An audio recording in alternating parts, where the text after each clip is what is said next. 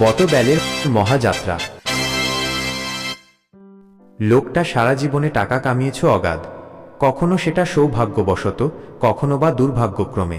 হ্যাঁ, দুর্ভাগ্যক্রমেও টাকা কামানো যায়, একটু তলিয়ে দেখলেই জানা যাবে। আর এই টাকা কামানোর ও জমানোর নেশায় ভালো সম্পর্ক ও সুখস্মৃতি একেবারেই তৈরি করে উঠতে পারেনি বটকৃষ্ণ বটবেল।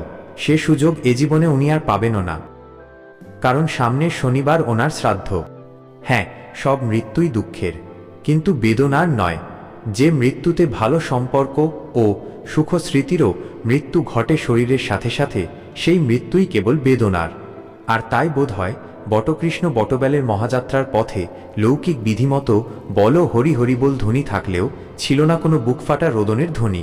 ঠিক যেন উলু ও শঙ্খধ্বনি ছাড়া দেবমূর্তির আরতি কেবল ঢাকের আওয়াজে। ঢাকের আওয়াজ লৌকিক বিধিমতো অর্থব্যয় পাওয়া যায়, কিন্তু শঙ্খ ও উলুধ্বনি সে তো ভগবানের সাথে ভক্তের ভক্তি, ভালোবাসা ও শ্রদ্ধার স্বতঃস্ফূর্ত প্রকাশধ্বনি। এখন অবশ্য অনেক জায়গাতেই এই স্বতঃস্ফূর্ত প্রকাশধ্বনি স্তব্ধ, তাই এই অভাব দূর করতে অনেক কর্মকর্তায় সাহায্য নেয় উলু ও শঙ্খধ্বনি রেকর্ড করা অডিও ক্লিপের। উলু ও শঙ্খধ্বনি ছাড়া যেমন আরতিস্থল বেমানান, তেমনি বেমানান বুক ফাটা রোদনধ্বনি ছাড়া কোনো মানুষের শেষযাত্রার যাত্রাপথ। প্রথমটা প্রমাণ করে ভক্তের সাথে ভগবানের দূরত্ব, দ্বিতীয়টা দর্শায় মৃত মানুষটির সাথে সমগ্র সমাজের দূরত্ব। তবে আমাদের গল্পের বটবেল বাবুর ক্ষেত্রে এই দূরত্ব অনেকটা স্বাভাবিকও বটে।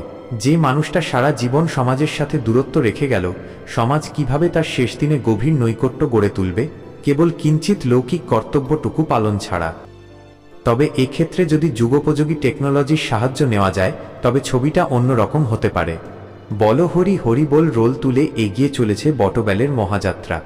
সদা তৎপর সামাজিক যুবকদের কাঁধে সমাজ থেকে গা বাঁচিয়ে থাকা বটকৃষ্ণ বটবেলের মৃতদেহ।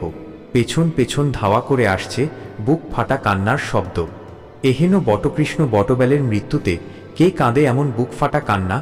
পেছন ফিরলেই দেখা যাবে একজন ভ্যানওয়ালা বিড়িতে শুক টান দিতে দিতে টেনে নিয়ে আসছে একটা ভ্যান, যার মাথায় বাঁশ দিয়ে লাগানো একটা ভাড়া করা মাইক।